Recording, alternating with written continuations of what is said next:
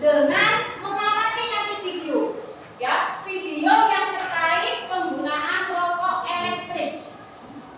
Kemudian tujuan yang kedua adalah kalian nanti mampu memprediksi atau mempertanyakan, ya, gangguan atau kelainan pada sistem pernafasan manusia. Oke, itu. Kemudian selanjutnya untuk penilaiannya atau kategori penilaiannya nanti Ibu ambil yang pertama adalah penilaian sikap kalian pada saat nanti kalian berdiskusi, kemudian presentasi, ya. Nah, kemudian selanjutnya nanti juga ada penilaian di pengerjaan LKPD. Selanjutnya di situ, kemudian di akhir kegiatan nanti ada tes akhir, yaitu sebagai bahan evaluasi apakah kalian sudah memahami keseluruhan dari materi yang sudah kita pelajari hari ini. Ya? Ya. Nah, sudah? Sekarang diperhatikan. Kemarin kalian sudah mempelajari mengenai organ pernafasan dan juga fungsinya. Ya, kemudian volume udara pernafasan dan juga nanti akan dilanjutkan mengenai gangguan. Nah, sekarang perhatikan. Kenapa pada saat kita menghirup udara itu lebih baik melalui hidung daripada melalui mulut?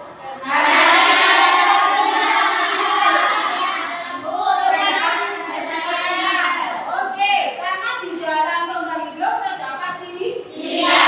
Fungsinya apa? Oke, menyaring kotoran yang masuk bersama udara. Yang kedua, pada saat kita berada di tengah-tengah orang yang merokok, kita akan merasakan seperti sesak nafas. Nafasnya tidak normal. Terangah-angah itu kenapa? Oke, karena adanya asap rokok. Oke. Sekarang, apa sih manfaat kita belajar atau mempelajari mengenai gangguan pernafasan pada manusia? Satu, supaya kalian itu tahu ciri-ciri gangguan yang terjadi pada organ pernafasan. Itu yang pertama, ya. Yang kedua, kalian tahu bagaimana cara pencegahannya supaya tidak terkena penyakit atau gangguan pernafasan pada manusia. Atau kalian tahu paling tidak cara penanggulangannya seperti apa kalau kalian sudah terkena penyakit atau kelainan pada sistem pernafasan. Itu tujuan atau manfaat kita belajar hari ini. Sekarang kita masuk ke kegiatan inti. Ya, perhatikan model yang digunakan untuk pembelajaran hari ini adalah model PBL, Problem Based Learning. Jadi, kegiatan inti yang pertama adalah kalian nanti akan mengamati video. Mengamati video terkait dengan penggunaan rokok elektrik. Ya, silakan Ibu akan tampilkan videonya. Akhir-akhir ini banyak perdebatan mengenai rokok tembakau versus rokok elektrik. Ada yang mengatakan bahwa rokok elektrik sama bahayanya seperti rokok tembakau. Tapi ada juga yang berpendapat rokok elektrik justru memiliki risiko yang lebih rendah dibandingkan rokok tembakau. Itu tadi ya, video tentang penggunaan rokok elektrik atau yang dikenal dengan rokok PBL. Nah, sebelum nanti kalian merumuskan masalah yang ada pada video, kalian sudah duduk berkelompok seperti minggu-minggu yang sebelumnya? Ya. Oke, silakan kalian duduk berkelompok dulu. Oke, sudah semua duduk berkelompok? Ya. Sekarang Ibu akan membagikan LKPD, di mana di LKPD ini nanti ada tujuan dan juga ada petunjuk cara penggunaan LKPD. Silakan nanti sebelum kalian mengisi atau menjawab LKPD, silakan kalian dibaca terlebih dahulu. Nanti kalau ada hal-hal yang kurang dipahami, silakan tanyakan ke Ibu. Oke, silakan. Oke, sudah. Nah, untuk mengisi LKPD, silakan kalian mencari, ya, atau mau menjawab hal-hal yang berkaitan dengan yang ada di video tadi. Silakan kalian pakai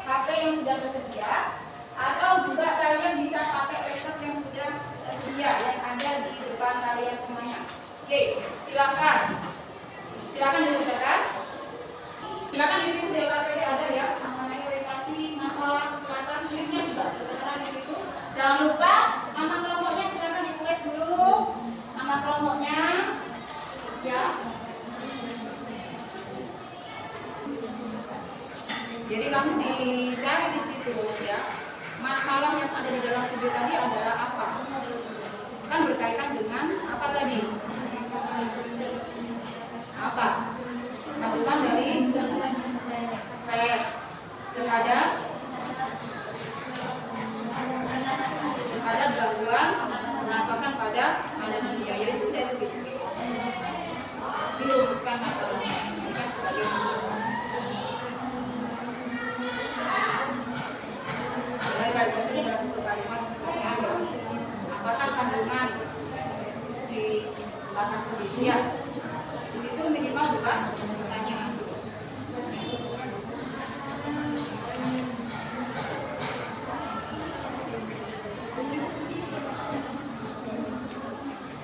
Ini pertanyaannya kalau dalam bentuk rumus masalah berarti pertanyaan sama. Jadi apakah kandungan kok P ya dapat menyebabkan gangguan itu.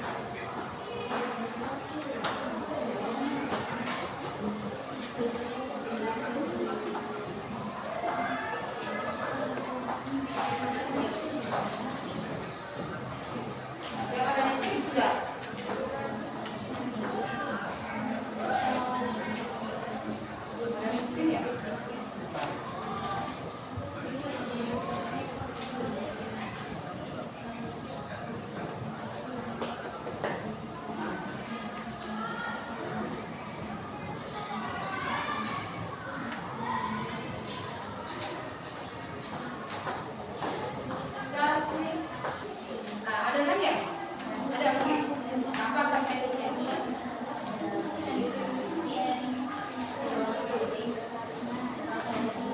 Yaitu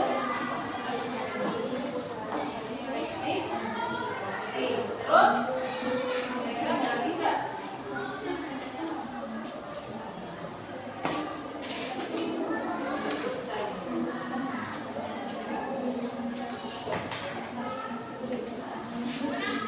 Oke, sudah? Kalau sudah silakan dilanjutkan Ibu. Ada. Nah. Untuk yang lampiran ini, ya. Ini hampir sama dengan yang di depan, ya. Ini hampir sama dengan jawaban yang ada di depan kalian. Tinggal kalian menambahkan saja, ya. Tinggal kalian menambahkan ada masalah apa tadi yang di depan. Ya, berkaitan dengan video yang kalian amati. Silakan. Nah, itu kan? Nah, disitu kamu menambahkan saja itu. Sudah, kamu jadikan sebagai sisnya itu. Ya.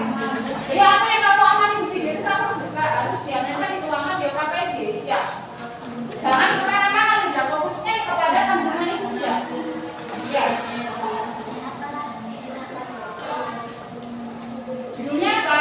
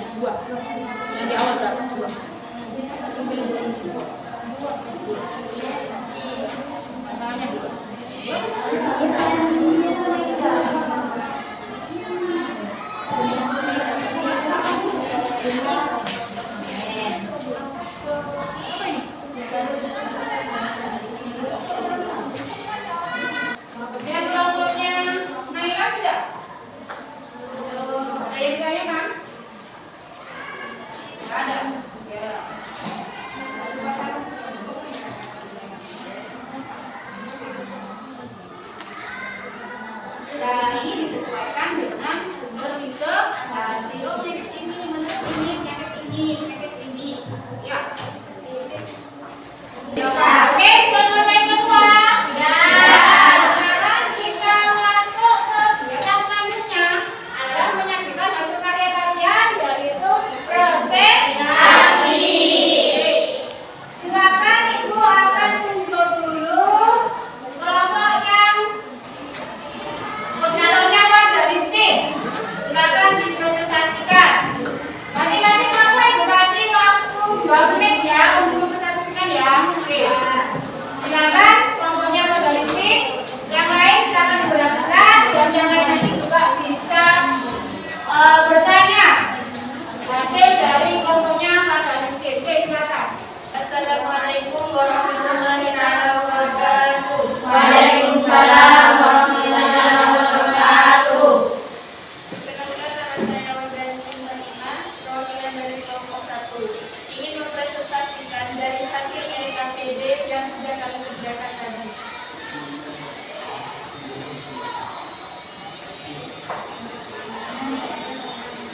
Jadi, vape atau rokok elektrik berbahaya bagi tubuh karena mengandung beberapa bahan kimia yang dapat menyebabkan risiko paru-paru, asma, dan emfisema. Juga dapat menurunkan imunitas lokal, paru, dan saluran pernapasan. Uap vape jika dihirup, maka uap aerosol dapat mengakibatkan bronkiolitis, obliteral, sesak napas, dan demam, serta sakit kepala. Cara menghindari pengaruh rokok adalah harus menghindari perkumpulan pecandu rokok, perbanyak mencari informasi tentang bahaya rokok, dan lakukan hal-hal positif sekiranya kita dapat menghindari rokok berat. Nah, sekian dari kami. Apa ada yang ingin ditanyakan? Silakan kalau ada yang mau ditanyakan. Ya, silakan Mbak Evo Widya. Kandungan apakah kandungan dari uang vape sama besar dengan kandungan rokok biasa? Kandungan vape memang tidak terlalu besar dengan kandungan berbahaya yang ada pada rokok tembakau. Namun bahaya vape ini tidak boleh diremehkan karena vape juga mengandung bahaya yang cukup serius. Contohnya, semisal kita menggunakan vape terus-menerus, maka iritasi pada mulut dan tenggorokan akan terjadi pada diri kita yang menggunakan vape tersebut. Ada lagi pertanyaan? Ada lagi ya? Ada. Oke, sudah? Oke, tepuk tangan untuk menyaksikan.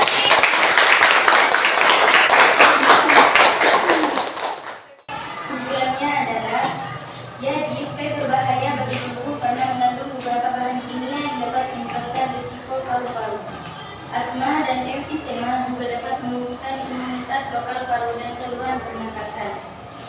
Uap vape jika dihirup, maka uap aerosol dapat mengakibatkan bronkiolitis, obliteran, sesak nafas, demam, dan sakit kepala. Cara menghindari pengaruh rokok adalah harus menghindari perkumpulan pecandu rokok, perbanyak mencari informasi tentang bahaya rokok, lakukan hal-hal positif lainnya untuk menghentikan aktivitas merokok. Berikutnya hanya itu yang dapat saya sampaikan. Mohon maaf. Terima kasih untuk Novin. Terima kasih. Jadi kesimpulan tadi yang pertama kalau tanya Novin bahwa rokok vape bisa menyebabkan apa nih? Satu, dapat menyebabkan asma. Gangguan asma atau penyakit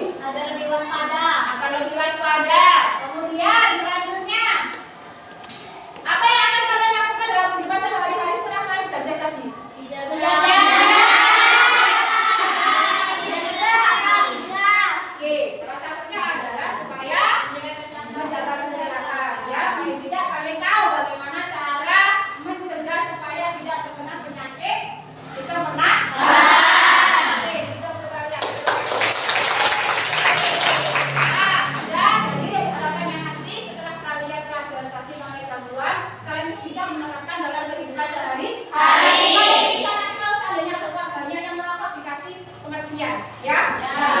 Akan dikasih pengertian. Nanti diharapkan pada saat kalian ke rumah sakit dan lain sebagainya itu kan biasanya kan ada pasien yang kena asma, kemudian apa lagi itu dikasih apa itu? Ya, itu berarti kalian harus tahu apa itu teknologi apa yang nanti berkaitan dengan gangguan pernafasan.